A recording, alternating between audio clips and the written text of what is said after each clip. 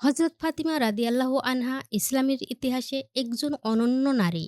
তিনি ছিলেন আদর্শ কন্যা, স্ত্রী ও মা। হজরত ফাতিমা রাদিয়াল্লাহু আনহের অজানা তথ্য। নাম ফাতিমা বিনতে মুহাম্মদ। আল্লাহ তাকে জান্নাতের সেরা নারীদের একজন হিসেবে মর্যাদা দিয়েছেন।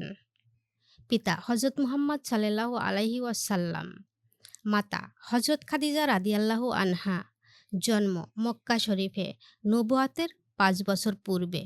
হজরত আলী ইবনে আবি তালিব রাদিয়াল্লাহু আনহু। সন্তান হাসান রাদিয়াল্লাহু আনহু, হুসাইন রাদিয়াল্লাহু আনহু, জাইনাব রাদিয়াল্লাহু আনহু, উম্মে কুলসুম রাদিয়াল্লাহু আনহু। ওফাত 11 হিজরি রমজান মাসে, নবীজি সাল্লাল্লাহু আলাইহি ওয়াসাল্লামের ওফাতের কিছু মাস পর। জান্নাতুল বাকি কবরস্থান মদিনায়।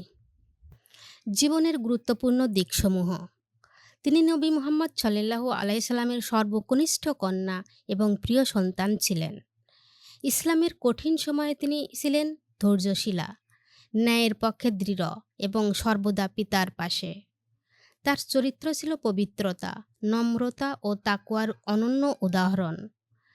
হজরত আলী রাদিয়াল্লাহু আনহু এর সঙ্গে তার বিবাহ ছিল অত্যন্ত সরল ও ইসলামিক দৃষ্টান্তে আদর্শ বিবাহ। তিনি গরিবদের সাহায্য করতেন, নামাজ ও দোয়ায় নিয়োজিত থাকতেন এবং দুনিয়াবি মোহ থেকে দূরে থাকতেন। রাসূল সাল্লাল্লাহু আলাইহি ওয়াসাল্লাম বলেছেন, ফাতিমা আমার শরীরের একটি অংশ। যে তাকে কষ্ট দেয় সে আমাকেও কষ্ট দেয়। সহিহ বুখারী ও মুসলিম। হজরত ফাতিমা রাদিয়াল্লাহু আনহা ইসলামের ইতিহাসে একজন অনন্য নারী। তিনি ছিলেন আদর্শ কন্যা, স্ত্রী ও মা।